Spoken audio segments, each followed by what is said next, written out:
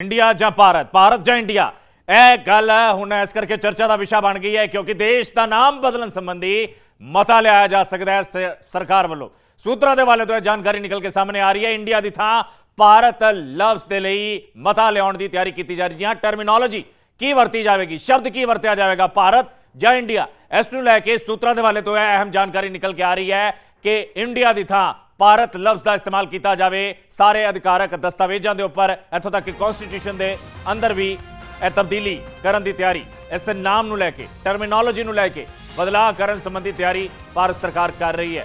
जहाँ संसद के विशेष इजलास के इस संबंधी एक मता पेश किया जा सकता है। इंडिया का नाम बदल के भारत कर सकती है सरकार। दस दईए 18 तो 22 सितंबर तक संसद का विशेष इजलास सद्या गया। इस विशेष इजलास के विशेष होगा ਇਹ ਹੁਣ ਨਿਕਲ ਕੇ ਸਾਹਮਣੇ ਆ ਰਿਹਾ। ਸੂਤਰ ਦੱਸ ਰਹੇ ਨੇ ਕਿ ਸਭ ਤੋਂ ਵਿਸ਼ੇਸ਼ ਇਸ ਇਜਲਾਸ ਦੀ ਗੱਲ ਇਹੀ ਰਹੇਗੀ ਕਿ ਇੰਡੀਆ ਦਾ ਨਾਮ ਬਦਲ ਕੇ ਭਾਰਤ ਕੀਤਾ ਜਾ ਸਕਦਾ ਹੈ ਅਧਿਕਾਰਕ ਤੌਰ ਤੇ। ਇਸ ਦੇ ਨਾਲ ਹੀ ਤੁਹਾਨੂੰ ਦੱਸ ਦਈਏ G20 ਦੇ ਸੱਦਾ ਪੱਤਰ 'ਚ ਵੀ ਡਿਨਰ ਦਾ ਜਿਹੜਾ ਇਨਵਾਈਟ ਪ੍ਰੈਜ਼ੀਡੈਂਟ ਵੱਲੋਂ ਭੇਜਿਆ ਜਾਂਦਾ, ਉਸ ਡਿਨਰ ਇਨਵਾਈਟ ਦੇ ਵਿੱਚ ਵੀ ਸ਼ਬਦ ਜੋ ਇਸਤੇਮਾਲ ਕੀਤਾ ਗਿਆ ਹੈ ਪ੍ਰੈਜ਼ੀਡੈਂਟ ਆਫ ਭਾਰਤ। ਕਨਵੈਨਸ਼ਨਲ ਤੌਰ ਤੇ ਅਮੂਮਨ ਦ ਪ੍ਰੈਜ਼ੀਡੈਂਟ ਆਫ ਇੰਡੀਆ ਲਿਖਿਆ ਜਾਂਦਾ, ਪਰ ਇਸ ਵਾਰ ਭਾਰਤ ਲਫ਼ਜ਼ ਦਾ ਇਸਤੇਮਾਲ ਕੀਤਾ ਗਿਆ। ਪ੍ਰੈਜ਼ੀਡੈਂਟ ਆਫ ਭਾਰਤ ਦੇ ਨਾਮ ਤੇ ਇਹ डिनर इनवाइट जारी किया गया। G20 के लिए जो डिनर होना है 9 तारीख को, उस द प्रेजिडेंट ऑफ भारत लफ्ज़ का इस्तेमाल किया गया इस इनविटेशन कार्ड के उपर। तुहानूं दस दईए हुण विरोधी भी सवाल खड़े कर रहे हैं, विरोधियों के रिएक्शनस आने शुरू हो गए हैं, विरोधी प्रतिक्रम दे रहे हैं। विरोधियों का कहना है कि मोदी सरकार इंडिया गठजोड़ तो डर गई है। जी हाँ, तुहानूं दस दईए INDIA इंडिया गठजोड़ नाम दिता गया सी। विरोधी धिरां जिहड़ियां इकट्ठियां होईयां ने, मोदी प्रधानमंत्री नरेंद्र मोदी वालों इस लैके हाले तक कोई टिप्पणी तो नहीं की गई, पर तुहानूं दस दईए RSS मुखी मोहन भागवत ने लंघे दिनी एक प्रोग्राम दौरान जरूर कहा सी कि इंडिया नहीं सगों भारत किया जाना चाहिए देश नूं। इस लैके हुण वड्डी खबर निकल के सामने आ रही है सूत्रां दे वाले तो कि आने वाले विशेष इजलास दौरान सरकार इस लैके एक मता लिया सकती है कि लफ्ज़ इंडिया इस्तेमाल ना करके भारत इस्तेमाल किया जाए। ਵੱਡਾ ਬਦਲਾਅ ਦੇਸ਼ ਦੇ ਵਿੱਚ ਹੋਣ ਜਾ ਰਿਹਾ ਜੇਕਰ वाकई चीज के ऊपर मोहर लगती है तो। G20 इस देश के लिए गौरव का विषय है और मैं समझता हूँ कि सारा देश ही नहीं बल्कि विश्व की नजरें इस पर लगी हुई है। धर्म को लेकर आपने कही कि कुछ लोग समझ नहीं रहे हैं, इसको लेकर कुछ कहेंगे सर आप? वो तो कल बोल चुका, आज छप गया।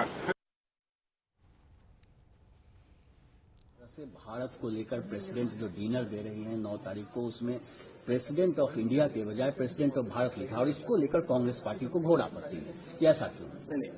तो आपत्ति हर चीज पे है और उनका आपत्ति रहे, मैं उस पर कुछ टिप्पणी नहीं करूंगा। लेकिन देखिए, मुझे नहीं मालूम उनको क्या एतराज है। मैं एक भारतवासी हूँ, मेरा देश का नाम पहले भी भारत था, आज भी भारत है और कल भी भारत रहेगा। इसमें कांग्रेस को क्या प्रॉब्लम है मुझे नहीं मालूम, वो ही बताएं, और अगर प्रॉब्लम है उसका इलाज वही ढूंढे। लेकिन इंडिया तो इस लैके हुण ਵੱਖ-ਵੱਖ ढंग के प्रतिक्रम आने भी शुरू हो चुके हैं। राघव चड्ढा लिखते हैं अधिकारक G20 शिखर सम्मेलन के सद्दे ते प्रेजिडेंट ऑफ इंडिया की थां प्रेजिडेंट ऑफ भारत वरतन के संदर्भ में बदलन के भाजपा के हाले के कदम ने सवाल खड़े कर दिते हैं, जनतक बहस छेड़ दी है। भाजपा इंडिया को किवें मार सकती है? देश किसी सियासी पार्टी का नहीं, 135 करोड़ भारतीयों का है। साडी राष्ट्रीय पछाण भाजपा की निजी जायदाद नहीं है जिसनों वो लालसा ते चाह ते बदल सकती है। जिहाँ ट्वीट किया गया राघव चड्ढा वालों, तो दस दिए लगातार ਵੱਖ-ਵੱਖ ढंग के प्रतिक्रम आ रहे हैं। JP नड्डा, जी हाँ, JP नड्डा का भी प्रतिक्रम आया और लिखते ने कि कांग्रेस को देश के सन्मान ते गौरव के नाल जुड़े हर विषय ते एतराज़ क्यों है? भारत जोड़ो के नाम ते सियासी यात्रा करने वालियां नूं भारत माता दी जय दे नारे तो नफरत क्यों है? स्पष्ट है कि कांग्रेस के मन च ना देश के प्रति सम्मान है, ना ही देश के संविधान के लिए ते ना ही संविधानक संस्थावां के प्रति। उन्होंने सिर्फ एक विशेष परिवार के गुणगान करने तो मतलब है। कांग्रेस देश विरोधी और संविधान विरोधी मंशा नूं पूरा देश चंगी तरह जानता है। सो यह ट्वीट किया गया है JP नड्डा वालों। इस दे नाल ही कांग्रेसी आगू जयराम रमेश का भी ट्वीट आया और लिखते हैं कि राष्ट्रपति भवन ने आम वरते जाते प्रेजिडेंट ऑफ इंडिया की बजाय भारत के राष्ट्रपति के नाम से 9 सितंबर को G20 डिनर के लिए सद्दा भेजा है। हुण संविधान की धारा 1 इंज पढ़ी जा सकती है, भारत जो कि इंडिया सी राज्यां दा संघ होवेगा, पर हुण राज्यां दा संघ हमले के अधीन है। जयराम रमेश ने कुछ इस ढंग के नाल अपनी प्रतिक्रिया दी ट्वीट करके। सो ਵੱਖ-ਵੱਖ प्रतिक्रियावां लगातार सामने आ रही हैं, ਵੱਖ-ਵੱਖ रिएक्शनस निकल के सामने आ रहे हैं। विरोधी जिथे मोदी सरकार से हमलावर हो रहे हैं, उत्थे जेकर केंद्रीय मंत्रियों की गल की जाए तो ਇਸ ਫੈਸਲੇ ਦੇ ਪੱਖ ਦੇ ਵਿੱਚ ਚੀਜ਼ਾਂ ਨਿਕਲ ਕੇ ਸਾਹਮਣੇ ਆ ਰਹੀਆਂ ਨੇ। ਤੁਹਾਨੂੰ ਦੱਸ ਦਈਏ ਲਗਾਤਾਰ ਹੁਣ ਇਸ ਨੂੰ ਲੈ ਕੇ ਇੱਕ ਡਿਬੇਟ ਛਿੜਦੀ ਵਿਖਾਈ ਦੇ ਰਹੀ ਹੈ। ਵਿਰੋਧੀ ਧਿਰਾਂ ਨੇ ਇੰਡੀਆ ਸ਼ਬਦ ਦੀ ਥਾਂ ਭਾਰਤ ਵਰਤਨ ਤੇ ਸਵਾਲ ਖੜੇ ਕੀਤੇ ਨੇ। ਕਾਂਗਰਸੀ ਆਗੂ ਜੈਰਾਮ ਰਮੇਸ਼ ਨੇ ਭਾਰਤ ਦੇ ਸੰਘੀ ਢਾਂਚੇ ਤੇ ਹਮਲਾ ਕਰਾਰ ਦਿੱਤਾ। ਇਸ ਨੂੰ ਉਹਨਾਂ ਕਿਹਾ ਕਿ ਸਰਕਾਰ ਦੇ ਮਨਸੂਬੇ ਸੰਵਿਧਾਨ ਦੀ ਮੂਲ ਭਾਵਨਾ ਦੇ ਉਲਟ ਹਨ। ਅਰਵਿੰਦ ਕੇਜਰੀਵਾਲ ਨੇ ਕਿਹਾ ਕਿ ਇੰਡੀਆ ਗਠਜੋੜ ਤੋਂ ਭਾਜਪਾ ਡਰ ਚੁੱਕੀ ਹੈ। ਜੇ ਕੱਲ ਅਸੀਂ ਗਠਜੋੜ ਦਾ ਨਾਮ ਭਾਰਤ ਰੱਖ ਲਿਆ ਤਾਂ ਫਿਰ ਕਿ ਭਾਜਪਾ ਇਸ ਨੂੰ ਫਿਰ ਤੋਂ ਬਦਲ ਦੇਵੇਗੀ। ਭਾਜਪਾ ਆਗੂ ਤਰਨ ਚੁੱਗ ਦਾ ਵੀ ਪ੍ਰਤੀਕਰਮ ਆਇਆ। ਉਹਨਾਂ ਪੁੱਛਿਆ ਕਿ ਭਾਰਤ ਸ਼ਬਦ ਤੋਂ ਆਖਰਕਾਰ ਤੁਹਾਨੂੰ ਇਤਰਾਜ਼ ਕੀ ਹੈ। ਸੋ ਵੱਖ-ਵੱਖ ਰਿਐਕਸ਼ਨਸ ਵੱਖ-ਵੱਖ ਪ੍ਰਤੀਕਰਮ ਨਿਕਲ ਕੇ ਸਾਹਮਣੇ ਆ ਰਹੇ ਨੇ। ਤਰਨ ਚੁੱਗ ਕਹਿੰਦੇ ਨੇ ਕਿ ਆਖਰਕਾਰ ਭਾਰਤ ਸ਼ਬਦ ਤੋਂ ਇਤਰਾਜ਼ ਕਿਉਂ ਹੈ, ਜਦਕਿ ਅਰਵਿੰਦ ਕੇਜਰੀਵਾਲ ਦਾ ਕਹਿਣਾ ਹੈ ਕਿ ਇੰਡੀਆ ਗਠਜੋੜ ਤੋਂ ਭਾਜਪਾ ਡਰ ਚੁੱਕੀ ਹੈ। ਜੇਕਰ ਕੱਲ ਅਸੀਂ ਗਠਜੋੜ ਦਾ ਨਾਮ ਭਾਰਤ ਰੱਖ ਲਿਆ ਤਾਂ ਫਿਰ ਕੀ भाजपा फिर तो नाम बदल देगी? कई सारी पार्टियों का एक अलायंस बना है जिसका नाम इंडिया है। तो अगर किसी पार्टियों का अलायंस इंडिया बन जाता है तो वो देश का नाम बदल देंगे। देश तो 140 करोड़ लोगों का है, किसी एक पार्टी का देश थोड़ी है।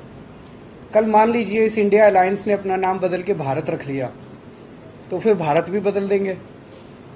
फिर क्या भारत का नाम बीजेपी रखेंगे या भारत का नाम फिर क्या रखेंगे? मान लो इंडिया अलायंस ने कल एक मीटिंग करके अपना नाम इंडिया से बदल के भारत रख लिया तो क्या ये फिर भारत का नाम भारत बदल देंगे? ये क्या मजाक है? देश है भाई, देश इतने हजारों साल पुराना भारत देश है, इतनी बड़ी पुरानी संस्कृति है, इतना पुराना हमारा देश है, उसका नाम इसलिए केवल बदल के रखा जा रहा है क्योंकि इंडिया अलायंस बन गया और बीजेपी को ये लग रहा है कि थोड़े बहुत 4 वोट इनके कम हो जाएंगे इंडिया अलायंस बनने से, तो वोट कम हो जाएंगे इसलिए भारत का नाम बदल दो। ये तो देश के साथ गद्दारी है। कई सारी पार्टियों का एक अलायंस बना है जिसका नाम इंडिया है। तो अगर किसी पार्टियों का अलायंस इंडिया बन जाता है तो वो देश का नाम बदल देंगे। देश तो 140 करोड़ लोगों का है, किसी एक पार्टी का देश थोड़ी है। कल मान लीजिए इस इंडिया अलायंस ने अपना नाम बदल के भारत रख लिया तो फिर भारत भी बदल देंगे। फिर क्या भारत का नाम बीजेपी रखेंगे? ਕੇਜਰੀਵਾਲ ਨੂੰ ਤੁਸੀਂ ਸੁਣਿਆ, ਜਿਨ੍ਹਾਂ ਨੇ ਕਿਹਾ ਕਿ ਜੇਕਰ ਅਸੀਂ ਫਿਰ ਤੋਂ ਆਪਣੇ ਅਲਾਇੰਸ ਦਾ ਨਾਮ ਬਦਲ ਲਵਾਂਗੇ ਤਾਂ ਕਿ ਬੀਜੇਪੀ ਫਿਰ ਤੋਂ ਦੇਸ਼ ਦਾ ਨਾਮ ਬਦਲ ਦੇਗੀ। ਸਾਡੇ ਨਾਲ ਫੋਨ ਲਾਈਨ ਤੇ ਸ਼੍ਰੋਮਣੀ ਅਕਾਲੀ ਦਲ ਦੇ ਸੀਨੀਅਰ ਆਗੂ ਪ੍ਰੋਫੈਸਰ ਪ੍ਰੇਮ ਸਿੰਘ ਚੰਦੂਮਾਜਰਾ ਜੀ ਜੁੜ ਚੁੱਕੇ ਨੇ। ਚੰਦੂਮਾਜਰਾ ਸਾਹਿਬ, ਸਵਾਗਤ ਹੈ ਤੁਹਾਡਾ ਪੀਟੀਸੀ ਨਿਊਜ਼ ਤੇ। ਤੁਹਾਡਾ ਰਿਐਕਸ਼ਨ ਚਾਹਾਂਗੇ ਜਿਸ ਢੰਗ ਦੇ ਨਾਲ ਹੁਣ ਸੂਤਰਾਂ ਦੇ ਵੱਲ ਤੋਂ ਖਬਰ ਆ ਰਹੀ ਹੈ ਕਿ ਦੇਸ਼ ਦਾ ਨਾਮ ਪੂਰੀ ਤਰ੍ਹਾਂ ਇੰਡੀਆ ਤੋਂ ਬਦਲ ਕੇ ਭਾਰਤ ਆਫੀਸ਼ੀਅਲ ਤੌਰ ਤੇ ਕਰਨ ਜਾ ਰਹੀ ਹੈ ਕੇਂਦਰ ਸਰਕਾਰ, ਇਸ ਨੂੰ ਲੈ ਕੇ ਤਿਆਰੀਆਂ ਕੀਤੀਆਂ ਜਾ ਰਹੀਆਂ। ਤੁਹਾਡਾ ਪ੍ਰਤੀਕਰਮ ਜਾਣਨਾ ਚਾਹਾਂਗੇ ਸਭ ਤੋਂ ਪਹਿਲਾਂ। ਦੇਖੋ, ਜਿੱਥੇ ਤੱਕ ਤਾਂ ਦੇਸ਼ ਦਾ ਨਾਂ ਇੰਡੀਆ ਇੰਟਰਨੈਸ਼ਨਲ ਲੈਵਲ ਤੇ ਤਾਂ ਇੰਡੀਆ ਹੀ ਜਾਣਿਆ ਜਾਂਦਾ, ਵੈਸੇ ਭਾਰਤ ਵੀ ਨਾਲ ਨਾਲ ਨਾਂ ਚੱਲਦੇ ਮਤਲਬ ਕੋਈ ਨਵਾਂ ਮਤਲਬ ਇਹਦਾ ਹਿਸਟੋਰੀਕਲ ਸੰਸਕ੍ਰਿਤੀ ਦੇ ਤੌਰ ਤੇ ਜਾਂ ਅੱਜ ਤੱਕ ਮਤਲਬ ਨਾਂ ਪ੍ਰਚਲਿਤ ਹੈਗਾ। ਪਰ ਐਸੇ ਸਮੇਂ ਜਦੋਂ ਅੰਤਰਰਾਸ਼ਟਰੀ ਮੀਟ ਹੋ ਰਹੀ ਹੋਵੇ ਔਰ ਸਾਰੀ ਦੁਨੀਆ ਦੀ ਨਿਗਾਹ ਇੰਡੀਆ ਵੱਲ ਹੋਵੇ, ਉਦੋਂ ਕੋਈ ਵਿਵਾਦ ਖੜੇ ਕਰਨੇ ਮਤਲਬ ਬੇਲੋੜੇ ਵੀ ਆ ਔਰ ਅਨਫੋਰਚੂਨੇਟ ਵੀ ਨੇ। ਔਰ ਮੈਂ ਸਮਝਦਾ ਐਸੀਆਂ ਚਰਚਾਵਾਂ ਦੀ ਥਾਂ ਮਤਲਬ ਦੇਸ਼ ਦਾ ਜਿਹੜਾ ਅਕਸ ਆ ਦੁਨੀਆ ਦੇ ਵਿੱਚ ਜਿਵੇਂ ਵਧੀਆ ਨਿਖਰ ਕੇ ਸਾਹਮਣੇ ਆਉਣ ਦੀ ਹੁੰਦਾ, ਮਤਲਬ ਅੱਜ ਇਸ ਕਿਸਮ ਦੀਆਂ ਵਿਵਾਦਤ ਚਰਚਾਵਾਂ ਮਤਲਬ ਐਸੇ ਸਮੇਂ ਛਿੜਦੀਆਂ ਮਤਭਾਗੀਆਂ ਨੇ। ਪਰ ਮੈਂ ਸਮਝਦਾ ਕਿ ਅਜੇ ਤਾਂ ਇਹ ਵੀ ਨਹੀਂ ਪਤਾ ਵੀ ਨਾਂ ਚੇਂਜ ਕਰਨ ਲਈ ਕੋਈ ਗਿਆਸ ਰਹੀਆਂ ਹੀ ਨੇ। ਅਜੇ ਕੋਈ ਮਤਲਬ ਪੱਕੇ ਤੌਰ ਤੇ ਨਹੀਂ ਆਪਾਂ ਕਹਿ ਸਕਦੇ, ਕਿਉਂਕਿ ਜਿਵੇਂ ਕਾਰਡ ਤੇ ਇਨਵੀਟੇਸ਼ਨ ਕਾਰਡ ਤੇ ਇੰਡੀਆ ਦੀ ਥਾਂ ਤੇ ਭਾਰਤ ਲਿਖਿਆ, ਉਹਦੇ ਤੌਰ ਤੇ ਹੀ ਲਾਲੀਆਂ ਸਾਰਿਆਂ ਨੇ ਗਿਆਸ ਰਹੀਆਂ। ਕੀ ਕਰਦੇ ਨੇ, ਅਜੇ ਤਾਂ ਏਜੰਡਾ ਕਲੀਅਰ ਨਹੀਂ ਹੈ, ਏਜੰਡਾ ਸਪਸ਼ਟ ਨਹੀਂ ਹੈ, ਏਜੰਡਾ ਸਾਹਮਣੇ ਨਹੀਂ ਆਇਆ।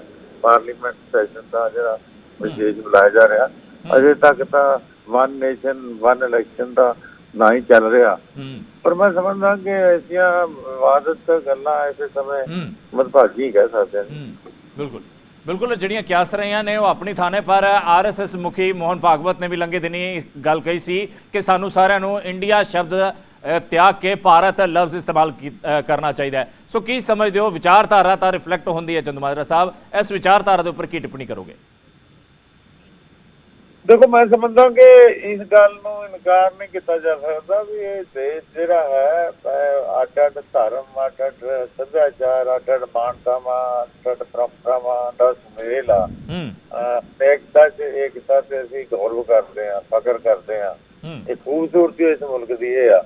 ਤੋ ਇਹਨੂੰ ਮਤਲਬ ਕਿਸੇ ਤਰ੍ਹਾਂ ਵੀ ਜੇ ਕੋਈ ਡਿਲੂਟ ਕਰਨ ਦੀ ਗੱਲ ਕਰੇਗਾ ਜਾਂ ਹੋਏਗੀ ਤਾਂ ਉਹ ਮਤਲਬ ਕੋਈ ਦੇਸ਼ ਦੇ ਹਿੱਤ 'ਚ ਨਹੀਂ ਹੋਏਗੀ, ਨਾ ਹੀ ਦੇਸ਼ ਦੇ ਲੋਕ ਇਸ ਗੱਲ ਨੂੰ ਸਵੀਕਾਰ ਕਰਨਗੇ, ਕਿਉਂਕਿ ਮਤਲਬ ਲੋਕ ਮਾਨਸਿਕ ਤੌਰ ਤੇ ਲੋਕਾਂ ਦੀ ਜਿਹੜੀ ਹੈ ਸੋਚ ਸਮਝ ਮਤਲਬ ਇਸ ਗੱਲ ਨਾਲ ਵੱਜੀ ਹੋਈ ਆ ਵੀ ਇਹ ਅੱਡ-ਅੱਡ ਧਰਮਾਂ ਦਾ, ਅੱਡ-ਅੱਡ ਸੱਭਿਆਚਾਰ, ਭਾਸ਼ਾਵਾਂ, ਅੱਡ-ਅੱਡ ਮਾਨਤਾਵਾਂ, ਅੱਡ-ਅੱਡ ਉਹਦਾ ਸੁਮੇਲ ਹੈ ਦੇਸ਼।